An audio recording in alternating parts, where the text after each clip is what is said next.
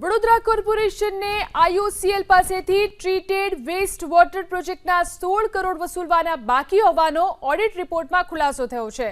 રાજીવનગર પાસે 78 એમએલડી પાણી ટ્રીટમેન્ટનો પ્રોજેક્ટ અમલમાં બન્યો હતો, જેમાંથી 60 એમએલડી ટ્રીટેડ પાણી માટે આઈઓસીએલ સાથે કરાર કરવામાં આવ્યો હતો, પરંતુ સુએજ અને ડ્રેનેજ વિભાગના સંકલનના અભાવે નાણાંની વસૂલાત બાકી હોવાનું ખુલ્યું।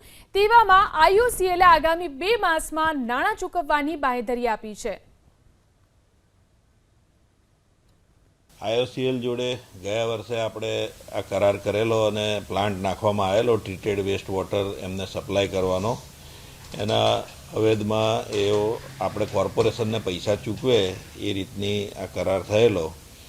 અત્યારે હાલમાં આ ટ્રીટેડ વેસ્ટ વોટરનો જે પૈસા છે એમાં 3 કરોડ ને સમથિંગ એટલા રૂપિયા એક પહેલો હપ્તો આવી ગયો છે અને આવનારા 2 મહિનામાં બાકીના 10 કરોડ રૂપિયા જે 10 કરોડની આસપાસ જે રકમ થતી હોય એ પણ આવી જશે એવી અધિકારી તરફથી મને જાણકારી મળી છે।